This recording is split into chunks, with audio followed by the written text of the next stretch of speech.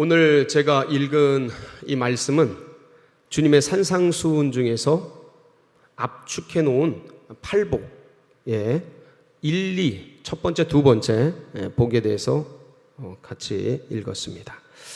이 팔복은 팔복 자체로 있는 것이 아니고 하나님의 오랜 꿈과 연결되어 있습니다. 하나님의 꿈이 무엇이죠? 하나님의 꿈은 창세기 1장 26절로 28절에 기록이 되어 있습니다. 우리 같이 한번 읽어볼까요? 시작.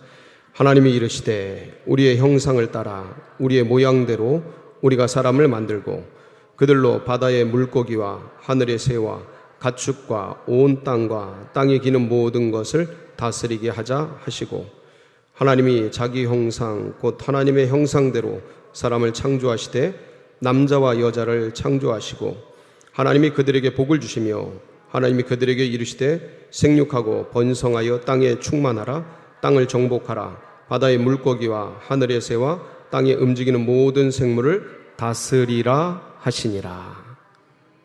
하나님의 꿈, 하나님이 지으신 인간, 하나님의 대리 통치자, 이들이 하나님이 만드신 만물을 어떻게 하는 거예요? 다스리는 거예요. 통치하는 거예요.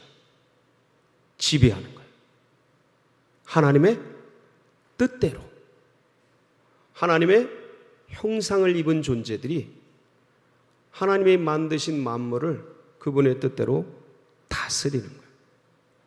이게 하나님의 인간을 지으시고 만물을 지으신 본래적인 꿈입니다. 하나님의 비전이에요. 하나님이 이걸 하고 싶으셨던 거예요. 하나님이 이 일들을 이루고 싶으셨던 거예요.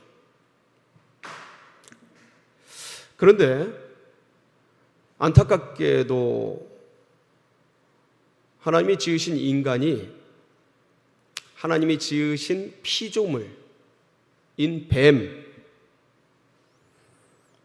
뱀에게 결국 어떻게 됩니까? 유혹당해서 그 뱀의 종로로 타게 되죠.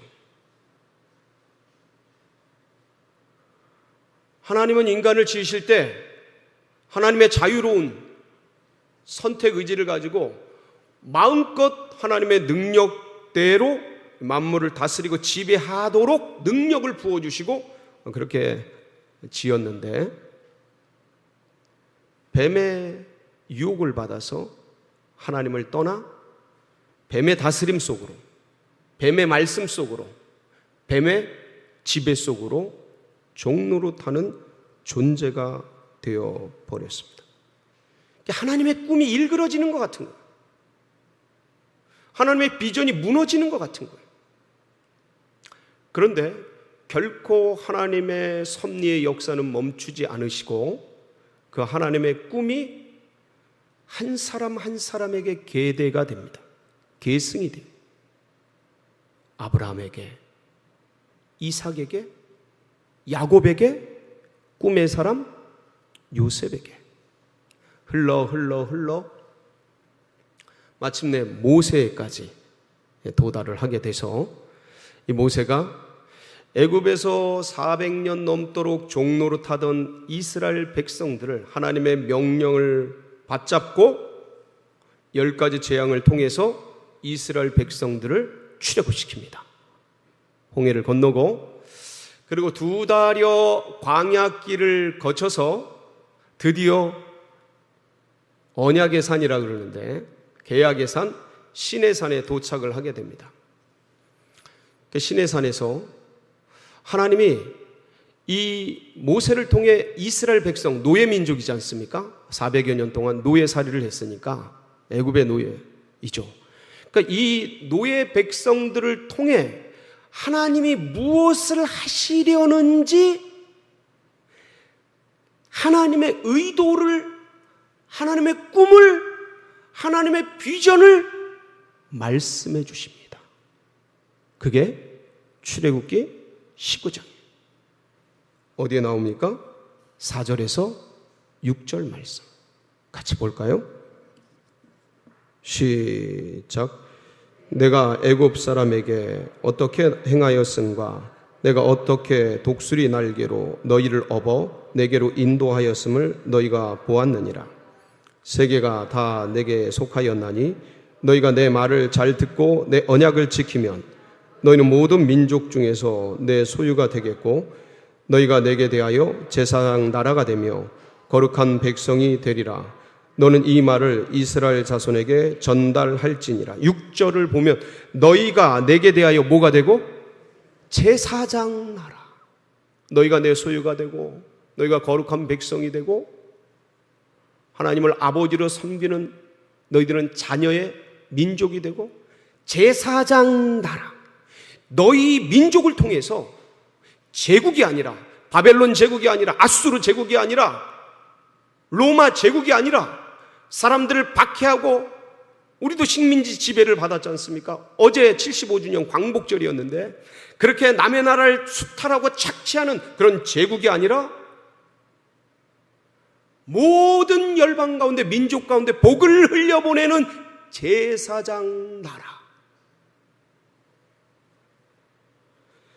그 민족 삼으려고 너희들을 애굽에서 독수리 날개로 끄집어 여기까지 인도한 여호와니라. 하나님이 노예 백성, 연약하디 연약한 백성을 통해서 제사장 나라를 만들고자 했던 거예요. 하나님의 꿈. 그래서 에덴 동산에서 아담과 하와를 통해 하나님의 나라를 일구시기 위해서 선악과로 언약을 맺으시고 계약을 맺으셨다면 이제 다시 이스라엘 백성들, 노예 백성들, 연약한 백성들 택해서 하나님의 나라, 하나님의 민족 제사장 나라 삼으시기 위해서 모세를 통해 이스라엘 백성들을 끄집어내시고 시내산에서 이들과 계약을 맺으셨어요. 그 계약이 뭐예요? 시내산 언약이에요. 19장 이후부터 쭉 나옵니다. 그래서 하나님의 백성이 어떻게 살아야 될지, 이 약속대로 살면 제사장 나라가 된다라는 그런 언약, 그런 계약. 그것이 어떻게 구성이 되어 있냐면 하나는 성결법전, 성막을 어떻게 만들고 법궤를 어떻게 만들고 이 성결법전으로 이루어져 있고, 또 하나는 생활법전, 노예는 어떻게 다스려야 되고 종은 어떻게 하고 이렇게 생활 속에서 어떻게 살아야 하는지, 이게 이제 율법입니다. 613개 율법 계명이 쫙 나오는데 생활법전과 성결법전을 압축해서 10가지 계명으로 돌판에 새겨서 주시죠. 그게 뭐예요?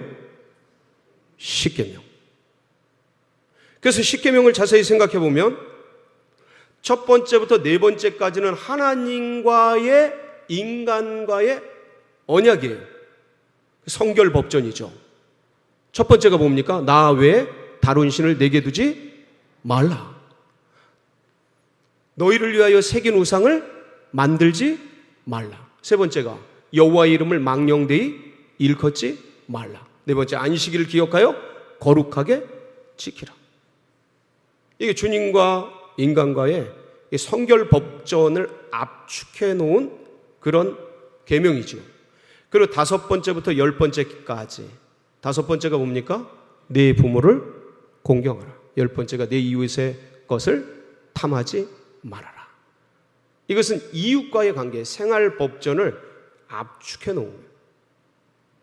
그래서 시내산에서 모세를 통해 하나님께서 이스라엘 백성들과 계약을 맺으시는데, 내가 너희를 업어서 끄집어내서 제사장 나라가 되게 하기 위해서 너희들이 앞으로 이 계명을 지켜나가라 하고 주신 게 율법이고, 그 율법의 핵심이 바로 십계명입니다. 그런데 이 백성들이 하나님을 잘 섬겨갔습니까? 아니면 우상에 빠져서 하나님을 힘들게 했습니까? 광야 40년 돌아보면요, 하나님이 그런 말씀하십니다. 이 이스라엘 백성들이 언제 나를 섬겼는가? 항상 레판을 섬기고 애굽의 신들을 섬기고 이 송아지 우상을 섬기고 그러면서 나를 떠나고 우상 숭배하고 그러면서 하나님을 하나님 되게 하지 못했던 이 이스라엘 백성들, 결국 이 이스라엘도 우상 숭배와 세속 신앙으로 하나님을 떠나가는 그런 절체절명의 위기 속에서 하나님의 꿈이 또다시 무너지는 듯한 그런 위기 속에 빠지게 됩니다.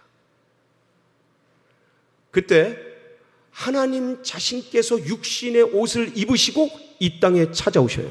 그게 누구십니까? 예수 그리스도. 그래서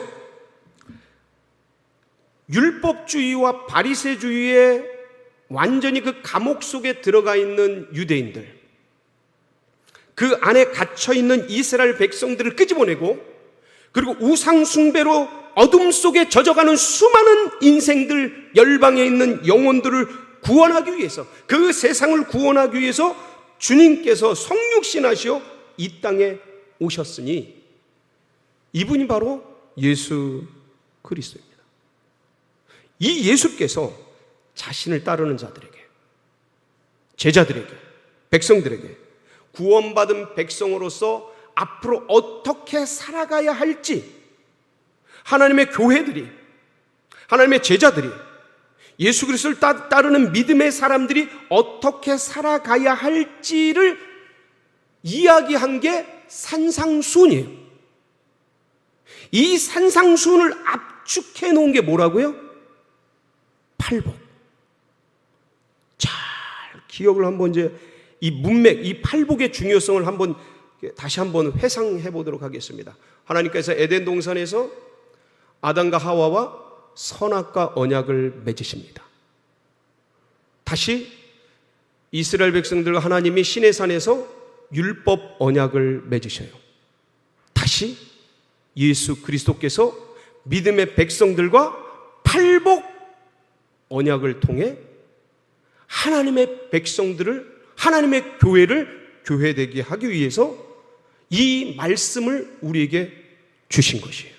그러니까 이 팔복은 팔복 자체로 있는 것이 아니고 고대로부터 선악과 언약, 율법 언약이 그림자가 되고 모형이 돼서 진짜를 나타내셨는데, 그 진짜가 뭐냐? 예수께서 변화산, 이 팔복산에서 우리에게 산상수훈으로 알려주시면서 압축해 놓은 팔복이 진짜인 거예요. 실상인 거예요. 실체인 거예요.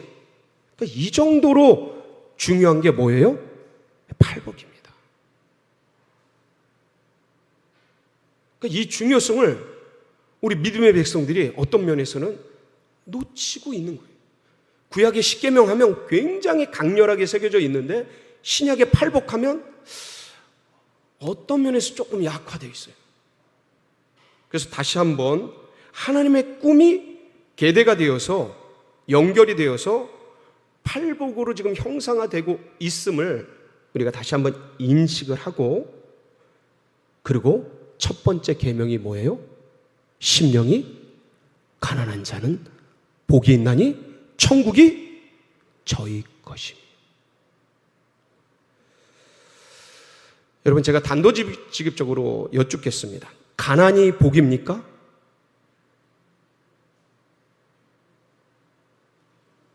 가난은 결코 복이 아닙니다. 가난은 어떤 면에서 세상에서는 저주예요. 가난이라는 것 자체가 먹고 입고 쓸고 재화와 용역의 부족 상태, 결핍 상태, 없는 상태 아닙니까? 기본적인 생활이 어려운, 재산이 없어서 힘든, 고통을 겪고 있는 상태를 가난이라 하지 않습니까? 가난을 겪어본 분들은 가난이 얼마나 고통스럽고 아픈 것을 너무 잘 알지 않습니까? 가난이 어떻게 복이 됩니까?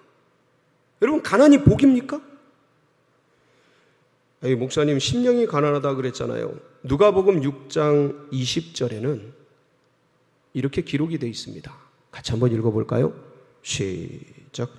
예수께서 눈을 들어 제자들을 보시고 이르시되 너희 가난한 자는 복이 있나니 하나님의 나라가 너희 것이다. 여기는 진짜 가난한 자가 나오네요. 가난한 자는 복이 있다. 이 어떤 면에서는 세상적으로 보기엔 말도 안 되는 이 주님의 말씀이 도대체 무엇을 의미하는가? 가난한 게 어떻게 복인가? 가난한 게 어떻게 은혜인가? 여러분, 이 상황을 이해하려면 지금 예수님이 말씀을 전하고 계시는 현장을 이해해야 합니다. 팔복산에서 예수님이 말씀을 쫙 전하는데 거기 제자들이 있고 수많은 인파가 몰려 있는데 이 인파들 전체는 어떤 사람입니까? 어부들, 세리들, 창기들, 여인들, 병든 사람들, 환우들, 가난하고 소외된 자들. 그러니까 주님이 말씀하시려는 본질이 뭐냐면 이 가난으로 너희들이 세상, 여러분 부자가 하나님 나라 들어가기가 낙타가 바늘기로 들어가는 것보다 더 어렵다. 왜 그렇습니까? 부자를 욕하는 게 아니에요. 이건 절대. 그러니까 세상에 부유한, 세상의 마음이 가득한 자들에게는 하나님 나라가 들어갈 자리가 없는 거예요. 근데 가난하고 헐벗고 소외되고 배고프고 힘든 이들에게는 예수 그리스도의 말씀이 선포될 때에 이 새로운 세계가 그들에게 전파되는 거예요. 여러분 해외 나가 보십시오. 부유한 나라는 하나님 받아들이기 얼마나 어려운지 몰라요. 근데 가난하고 척박한 그들은 선교사님들이 갔을 때 캄보디아에서 오셨는데 그런데 갔을 때 그들이 그래도 이 선교사님들의 말씀을 듣습니다. 우리들도 옛날에 가난하고 헐벗을 때 이 복음이 전파될 때 얼마나 우리 자신이 그렇지 않았습니까? 바로 이 말씀하시는 거예요. 주님은 1차적으로 진짜 가난한 자들에게 복음이 잘 전파된다. 그래서 복이 있다. 하나님 나라가 그들에게 받아들여질 수 있는 여지와 여백이 있는, 그래서 가난한 자가 복이 있다고 말씀하시죠. 근데 주님은 오늘 이 마태복음 5장을 통해서 뭐라고 말씀하셔요? 심령이 가난한 자. 심령이 가난한 자는 어떤 자입니까? 하나님께서 인간을 창조하실 때 그 인간 내면에 영원을 사모하는 마음을 새겨두셨어요. 이게 전도서 3장 11절에 나오죠. 한번 볼까요? 시작.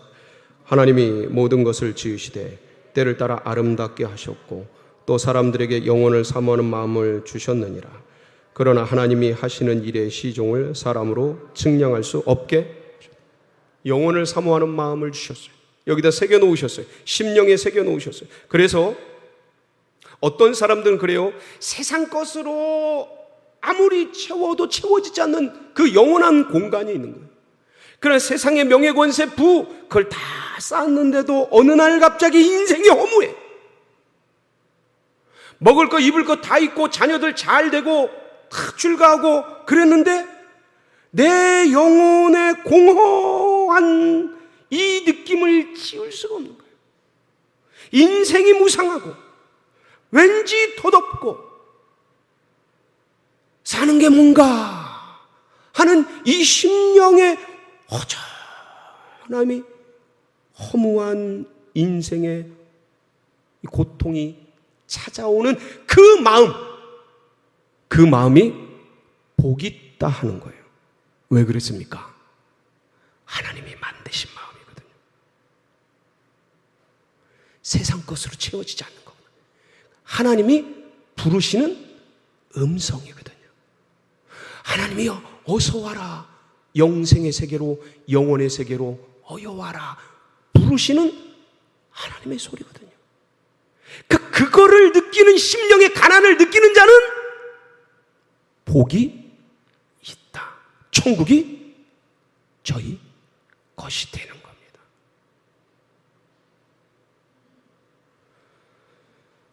그리고 이제 한 걸음 더 나아가서 심령이 가난한 자의 본질적인 의미는 뭐냐면 말씀에 대한 기갈, 진리에 대한 배고픔, 하나님 나라의 꿈, 하나님 나라의 비전을 향한 목마름. 그것이 나에게는 부족한 것 같고 없는 것 같고 모자라는 것 같고 결핍된 것 같아서 그것을 더 이루려고 하는 그 갈망.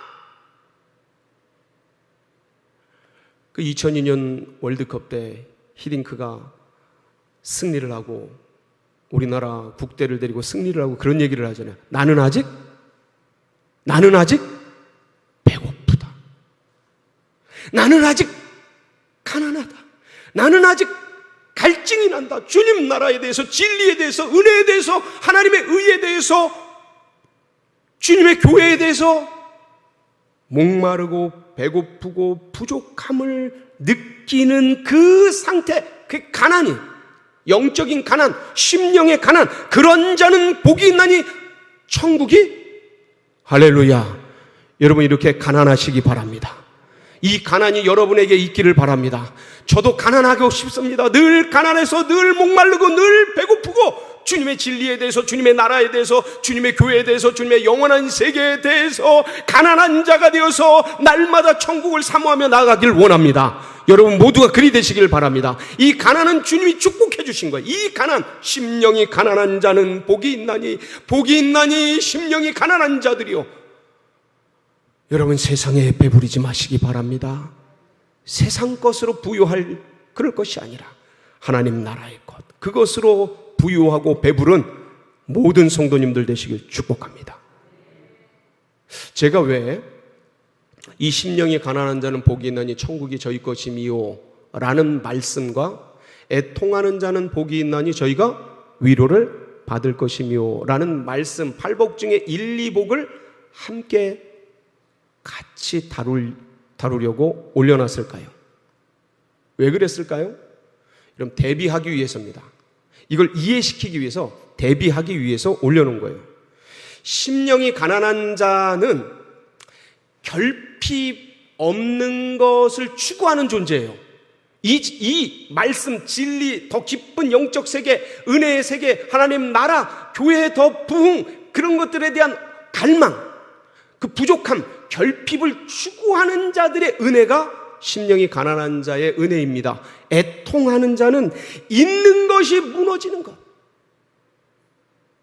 쌓은 것이 해체되는 것,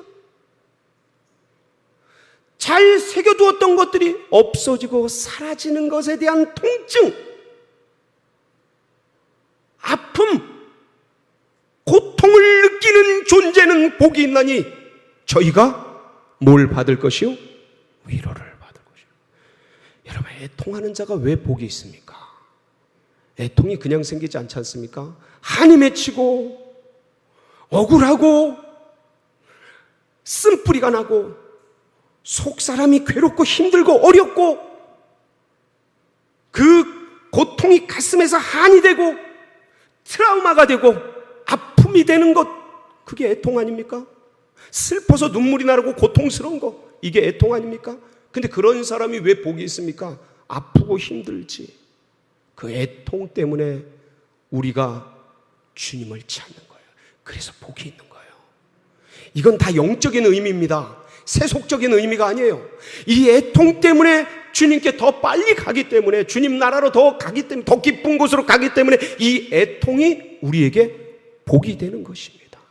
죄에 대한 애통, 나는 왜 이럴까? 나는 왜 자꾸 죄를 지을까? 왜 자꾸 넘어질까? 왜 자꾸 나는 세속으로 가려고 그럴까? 왜 나는 자꾸 주님을 의지하는 게 아니고 재산을 의지하고 은행을 의지하고 사람을 의지하려고 그럴까? 왜 내 믿음은 자라지 않을까? 내 신앙은 성장하지 않을까? 왜 나는 맨날 이 모양 이 꼴일까? 애통. 자신에 대한 자신의 죄, 그 능력 부족, 아무것도 없음, 무능력, 이런 거에 대한 애통. 그때 주님이 위로를 주시는 거예요. 깊은 골방에서 흐르는 그 눈물을 주님께서 만져주시는 거예요. 거기서 죄를 씨름하면서 난 왜 이렇게 부족할까? 그 눈물을 주님이 닦아주시는 겁니다. 이 애통을 주님이 복 주셔요. 이 애통에 주님이 위로해 주십니다. 한 걸음 더 나아가서 타인을 향한 애통, 타자를 향한 애통, 내 배우자, 믿음이 없고 신앙이 연약한 그 배우자, 자녀들을 위해, 부모를 위해, 동료들을 위해, 친구들을 위해, 곁에 있는 그 존재들을 위해, 마치 왜 그 모니카가 자기 아들 어거스틴을 위해서 눈물의 기도를 드리지 않습니까? 주님이 그 애통을 받으시는 거예요. 자녀를 향한 그 애통을 주님이 병에 받으시고 그 간구와 기도를 결국 주님께서 모니카를 위로해 주시지 않습니까? 바울 이후에 사도들 이후에 가장 위대한 그러한 교부로 추앙받는 게 이게 어거스틴 아니겠습니까? 그 눈물, 그걸 주님이 기억하셔요. 자녀들을 상에 쏟는 그 간구, 탄식, 하나님 도와주세요. 하나님 역사해 주세요. 그 눈물을 주님이 기억하시고 위로해 주십니다. 여러분 그 애통을 멈추지 마세요. 배부르고 등 따숩게 됐다고 여러분 그 애통이 식어져서는 안 돼요. 그 눈물이 말라서는 안 돼요. 그 눈물이 사라져서는 안 돼요. 더 많이 우시길 바랍니다. 더 많이 애통하시길 바랍니다. 그 주님께서 그 기억하십니다. 반드시 역사하십니다. 한 걸음 더 나아간다면 본질적인 의미예요. 이게 제가 지금 드리는 말씀이 애통의 본질적인 의미입니다. 거룩한 하나님의 나라가 무너지고 쓰러지고 쪼개지고 나누어지고 이런 것들을 보면서 탄식하는 그 애통. 전 선교사님들이 그냥 나가시지 않는다고 알고 있어요. 거기서 그들이 부르는 그 음성, 그들의 그 괴로운 탄식, 그걸 듣는 거죠. 그 하나님 나라, 하나님이 이 나라 민족을 어떻게 기도로 세우셨고 어떻게 신앙으로 이끌어 오셨는데 밑둥부터 썩어가는 어떤 면에선 그런 것들을 바라보면 느낄 수 있는 그런 가슴 아리, 그 눈물, 그 탄식, 외침. 하나님의 교회가 통째로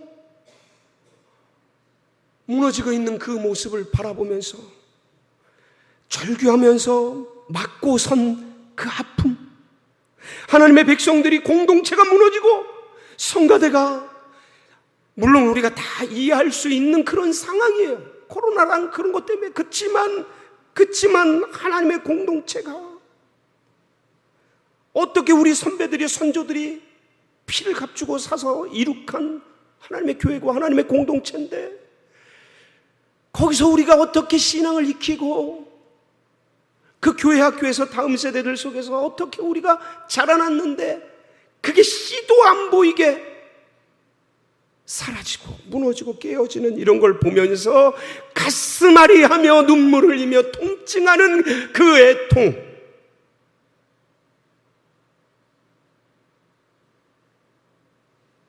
애통하는 자는 복이 있나니 하나님께서 저들을 위로해 주십니다. 반드시. 사랑하는 성도 여러분, 세상에 누릴 게 많습니다. 오라는 데도 많고 즐길 것도 많습니다.